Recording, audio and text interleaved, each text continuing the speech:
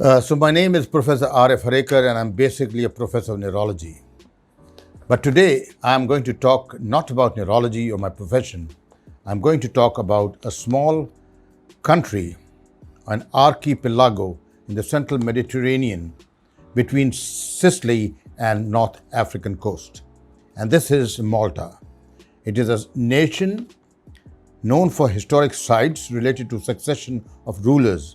Of course, the rulers were from so many countries: the Romans, the Moors, the Knights of the St. John, and French and British. With a population of almost like 500,000 over an area of 316 square kilometers, Malta is the world's 10th smallest country in area and fourth most densely populated. Of course, the 400,000 people who live on this island, 16% live below the poverty line. This is pretty an important thing to ponder about. According to the 2015 estimate, of course, it could be worse now. Furthermore, according to the European Union statistics, Malta is one of the 14 European countries that experienced this increase in poverty between 2008 and 2014. Malta has been an independent state since 21st of September 1964. That's a very pleasing thing. And a republic since 13 December 1974. So before 1964, Malta formed part of the British Empire, and between 64 and 74, it was an independent state, but still recognized Queen Elizabeth of Great Britain as its monarch. Malta is a popular tourist destination, and that's why we were there. And known for its warm climate, we experienced that in breathtaking landscapes that serve as locations for major film productions. The official language is, of course, Maltese and English. Malta is an independent republic, having gained independence from the British Empire in 1964. The country is still part of the British Commonwealth. Traditional Maltese food, of course, is rustic and based on seasons.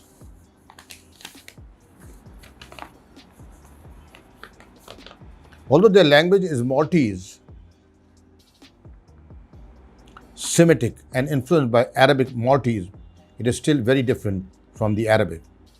They are part of the European Union, as I've said, and 90% of Maltese are Catholics. As a result of this favorable environment, Muslims continue to demographically and economically dominate Malta for almost like 150 years, 1.5 centuries before the Christians' conquest.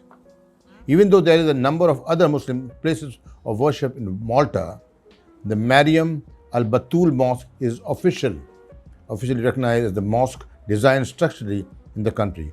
So it's also colloquially referred to as Maltese as Moschia or the mosque. We took a trip to the Camino Island. It was absolutely amazing.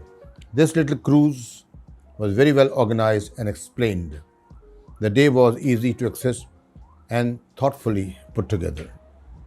Everything went, of course, amazingly well. The staff were very welcoming and friendly. Everything was in order, and so much so that the trip was and the traveling, the options were perfect, and we could sit inside and we could also sit outside. So there was shade and sun both. You could have enjoyed both. It was, of course, an amazing experience.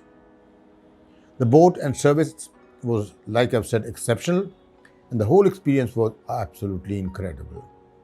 This is one thing one must come and see, and I was advocate that all those young and old travelers would like to travel to beautiful countries.